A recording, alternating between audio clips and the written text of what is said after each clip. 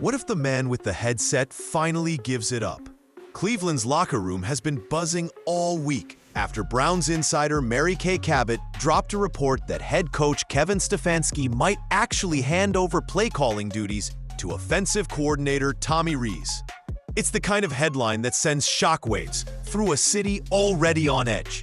Because when a coach starts rethinking who calls the shots, it usually means one thing.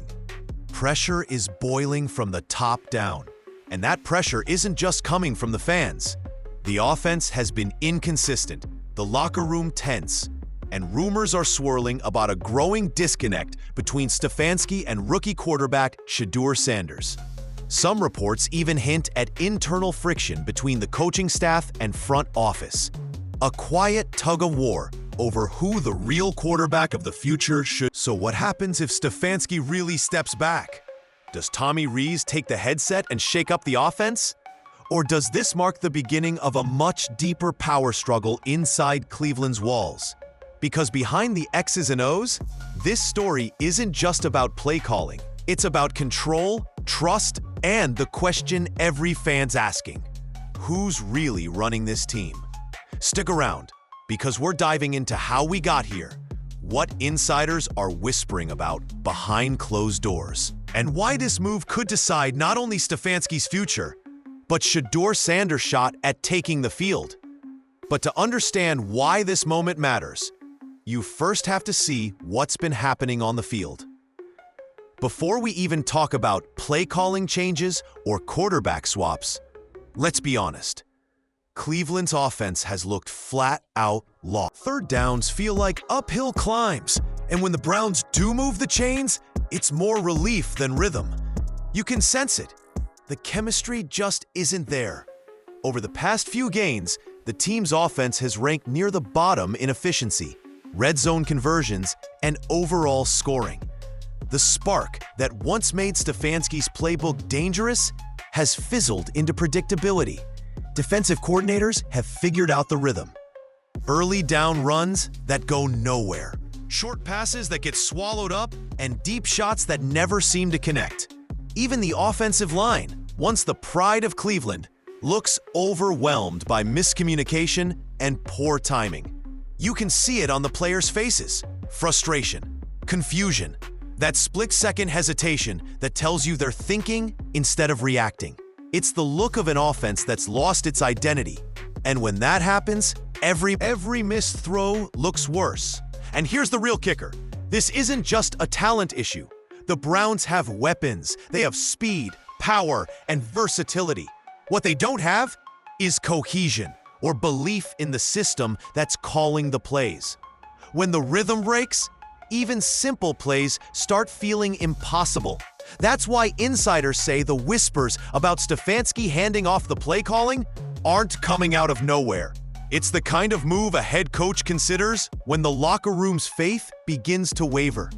Because once players stop believing the scheme will work, even the best play design doesn't stand a chance. Cleveland's bye week couldn't have come at a better time. A pause before things unravel completely. And if Stefanski truly steps back, it could mark the beginning of a new chapter for this offense. But giving up the headset isn't new for Kevin Stefanski. And history tells us this decision might reveal more than he wants to admit. This wouldn't be the first time Kevin Stefanski has faced questions about his play calling. And that's exactly why this story hits harder than most. Ever since he took over as Cleveland's head coach, Stefanski has worn the dual hat of strategist and play caller.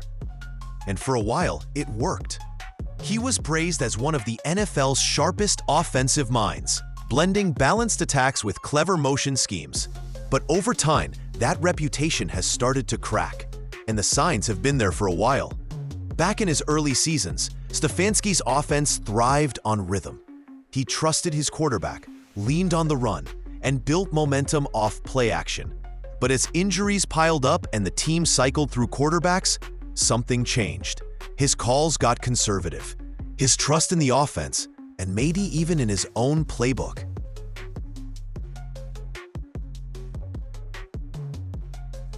began to fade. What used to be creative became cautious. What used to surprise defenses became predictable. Fans have seen this movie before, the offensive guru who struggles to adapt when his system stops working. Inside reports suggest Stefanski's biggest challenge isn't just execution, it's control. He's known to be meticulous, even stubborn, about his offensive vision. That's great when things are clicking, but when they're not, it creates tension. And right now, that tension is boiling. In fact, this wouldn't be the first time someone suggested he hand off play calling. A similar debate surfaced last season after a string of low-scoring performances. Stefanski publicly brushed it off, saying he'd evaluate everything. Coach speak for don't count on it. But this time, it feels different. The locker room, if he actually passes the play sheet to Tommy Rees, it could be both an admission and a gamble. An admission that something's broken, and a gamble that Rees can fix it fast. Because once a coach lets go of the headset, it's more than just strategy. It's about trust, ego, and survival. But a coaching shakeup is only half the story. The real drama is happening under center, where two quarterbacks are quietly fighting for the same future. Every storyline in Cleveland right now seems to circle back to one thing: who's really the guy under center? On paper, the Browns have two promising quarterbacks in Dillon Gabriel and Shedeur Sanders. But in reality, the situation looks more like a silent chess match being played in slow motion. Gabriel, the steady, system-friendly player, was the coach's pick.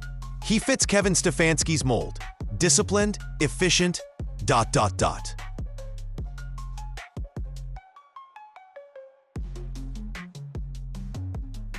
and unlikely to improvise outside the playbook. But lately, that same structure has become his biggest weakness. He's hesitant, missing open reads, and looks like he's playing not to lose instead of playing to win. The offense feels stuck in neutral with him leading it, and fans can feel it. Then there's Shedeur Sanders, the wild card everyone's watching but no one's fully seen. The rookie with swagger, arm strength, and confidence. The player who, according to reports, hasn't even taken consistent first-team reps despite showing flashes of serious potential. And that's where things start to get interesting. Insiders like Tony Grossi and Mary Kay Cabot have hinted that Stefanski's behavior toward Shedeur has raised eyebrows. The coach's short, guarded responses whenever his name comes up, and his unusual openness about keeping him off the first team, have only fueled the idea that Shedeur isn't his guy. Some fans believe it's personal. Others think it's simply about control. But either way, it's creating a divide. And that divide isn't just on social media. It's in the locker room. Players talk. They see who gets the snaps, who gets the attention, and who gets ignored. That kind of imbalance eats at a team's chemistry. Now, as the Browns head into their bye week, even insiders admit the writing might be on the wall. Dillon Gabriel's ceiling looks capped, and the pressure to see what Shedeur can do is only growing louder. If Tommy Rees takes over play calling, this might finally be the shift that opens the door for Shedeur. Because in Cleveland, change doesn't start with words. It starts when someone new gets the ball. But the quarterback question is only one piece of the puzzle. The real story might be who's pulling the strings behind the scenes. Every time the Browns make headlines, it's rarely for harmony, and this latest drama is no different. Beneath the whispers about play calling and quarterback rotations, there's a much deeper story unfolding. One that insiders describe as a quiet tug-of-war inside the walls of Berea. And at the center of it are three names: Andrew Berry, Kevin Stefanski, and Jimmy Haslam. Let's start with Berry, the general manager who built this roster piece by piece. He's the numbers guy, analytical, measured, and unafraid to take bold swings. He reportedly saw Shedeur Sanders as a long-term investment, a developmental quarterback with star potential. But for that investment to pay off, he needs game reps, something Kevin Stefanski hasn't been willing to give. And that's where the tension begins. Stefanski, on the other hand, is fighting a different battle. Survival. Every decision he makes right now isn't just about football. It's about job security. From the outside, it looks like he's protecting his system, his identity, and maybe even his pride. When the head coach refuses to give a young quarterback a chance, it often signals a lack of trust, not just in the player, but in the people above him who wanted that player there in the first place. Then you have Jimmy Haslam, the owner known for stepping in when things spiral. He's not one to sit quietly while dysfunction grows. Rumors around the league suggest that Haslam is monitoring this situation closely, watching how Stefanski handles the offense, the locker room, and the narrative. Because when ownership feels the coach has lost the locker room, changes come fast. All of this has created a cloud of uncertainty over the org. It's not just about who calls the plays, it's about who runs the team. The GM has one vision, the coach has another, and the players are caught in the middle. And that's exactly why many believe handing the headset to Tommy Rees could be the first domino. Not just in changing the offense, but in exposing who truly holds the power inside the Cleveland Browns organization. But before that happens, we need to talk about Tommy Rees himself. The man suddenly being thrust into the spotlight. When Mary Kay Cabot's report mentioned that Tommy Rees could take over play-calling duties, most fans had one question.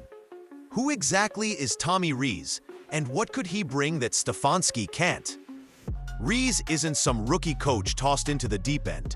He's been around football his entire life. A former Notre Dame quarterback turned offensive mind.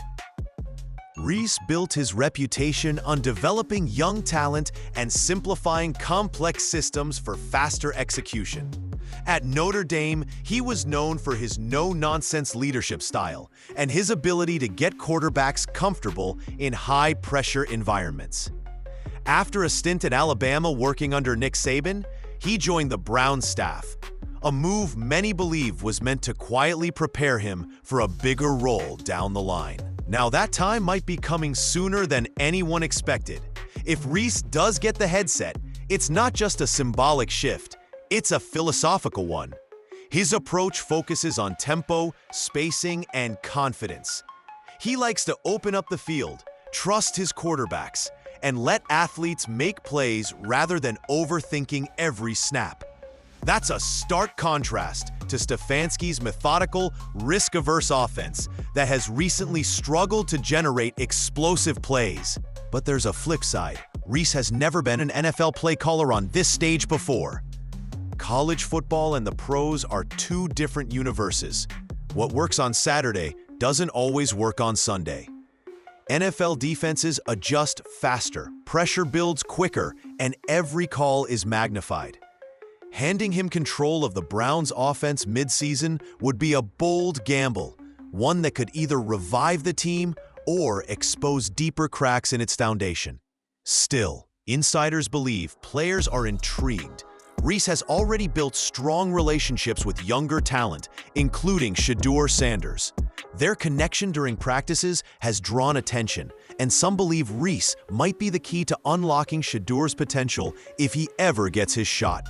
So, is Tommy Rees the spark this offense desperately needs, or just another short-term experiment in a city tired of experiments? Whew, that's the question hovering over Cleveland's bye week. Because if Rees steps in and the offense starts clicking, it could change everything. And that leads us to the big picture. What happens next if this domino actually falls? So where does Cleveland go from here? With all the tension building, the shaky offense, the quarterback confusion, and the rumors of Tommy Rees stepping up, there are only a few ways this story can play out, and each one says something different about the future of the Browns. Scenario 1. Stefanski keeps the headset. This is the safest and most predictable option. Stefanski stays in control, promising to reevaluate everything while keeping the same offensive rhythm. Maybe he tweaks the game plan, maybe he doesn't, but the same voice remains in charge. It's the route of patience, but also of risk. If the offense continues to sputter, this could backfire fast. Fans are already restless, and another slow, low-scoring loss could shift the narrative from struggling coach to coach who lost the locker room. Scenario 2, the handoff to Tommy Rees. This one would turn heads. If Stefanski gives Rees the reins, it's a clear message that the organization is desperate for a spark. The players might respond.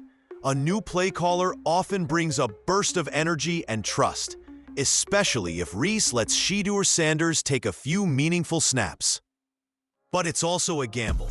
If things go south quickly, Stefanski looks like a coach who's lost control of his own team. Scenario 3, the power move from above. This is the nuclear option. Jimmy Haslam stepping in. The owner has never been shy about making mid-season moves. And if he feels the team is wasting its potential, we could see front office intervention. That could mean Tommy Rees taking over play calling by order, or even a shakeup that sidelines Stefanski entirely. It's drastic, but not impossible in Cleveland's history of sudden changes. And looming behind every scenario is one truth. Shedeur Sanders' opportunity depends on which path they take. Whether it's a coaching change, a play caller swap, or a full-blown reset, his name keeps surfacing as the possible spark this team needs. Because in a season that's hanging by a thread, the Browns aren't just fighting for wins, they're fighting for identity. But while decisions are being made in offices and meetings, the noise outside is only getting louder. And the fans have plenty to say about it. If you scroll through Cleveland Twitter right now, it's chaos. Pure, unfiltered chaos.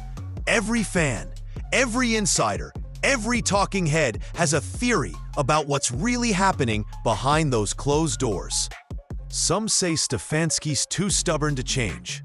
Others swear Tommy Rees is already quietly calling plays in practice. And then there's the army of Shedeur Sanders supporters flooding every comment section with one demand: start Shedeur. That's the thing about Cleveland. This city doesn't do quiet drama. The fans here have lived through too many false dawns to stay silent. Every incomplete pass, every conservative third down call, it's all magnified under the microscope of frustration. And when you combine that passion with social media, you get a digital wildfire that spreads faster than any press release can contain. Reporters like Mary Kay Cabot and Tony Grossi are caught right in the middle. Every tweet, every quote from their podcasts or press conferences becomes ammo for one side or the other. When Grossi questioned Stefanski's handling of Shedeur, it wasn't just a take. It turned into a headline, a hashtag, a rallying cry. Fans dissect every word, every gesture, every sideline expression like it's part of a bigger conspiracy. And that constant attention, it changes the atmosphere inside the building. Players feel it. Coaches hear it. Even ownership can't ignore it. When the noise outside gets loud enough, it starts echoing through the locker room walls. That's why this situation feels different. It's not just football anymore, it's narrative warfare. But here's what most people don't see. All that noise puts pressure on every snap, every meeting, every decision. It creates tension, urgency, and sometimes opportunity. If Tommy Rees or Shedeur Sanders wants to make a statement, the moment is now. Because in Cleveland, momentum isn't built quietly. It's seized when the world is watching. The city's divided, the media's relentless, and the organization's balance of power is shifting by the day. And that leads to the question everyone's asking. Can any of this actually fix what's broken, or are the Browns just rearranging pieces on a sinking ship? At the end of the day, this story isn't just about who calls the plays, it's about who calls the shots. Because what's happening in Cleveland right now goes deeper than a struggling offense or a quarterback controversy. It's a test of leadership, identity, and belief. Kevin Stefanski stands at a crossroads. If he keeps the headset, he risks being seen as stubborn and unwilling to adapt. If he gives it up to Tommy Rees, he risks admitting that something's gone wrong on his watch. Either way, it's a gamble. But that's the reality of coaching in the NFL. The moment the locker room starts to question you, every move feels like a lose-lose decision. Tommy Rees, meanwhile, represents the unknown, the potential, the maybe. He's the fresh voice fans are curious about, the one who might inject life into a tired playbook and restore confidence in the locker room. But that excitement comes with pressure. If Rees gets the headset, there's no honeymoon period. He'll be expected to produce results immediately, and in Cleveland, patience runs thin when the scoreboard doesn't move. And then there's Shedeur Sanders, the wild card in all of this. Every week that passes without him taking a snap only adds to the speculation. The fans want to see him. The media wants to talk about him. And if Rees takes over, he might finally get that chance. Because if the Browns are going to reset, they might as well go all in. So now, as the bye week fades and the Jets game looms, the Browns face a defining moment. Do they cling to what's familiar, hoping it finally clicks? Or do they take the leap and risk it all for a spark? Because sometimes, the biggest changes don't start with a trade or a firing. They start when someone finally decides to pass the headset. What do you think? Should Stefanski hand it to Rees and give Shedeur a shot? Or is Cleveland about to make another mistake it can't afford to repeat? Drop your thoughts below, because this story is far from over, and the next chapter could change everything.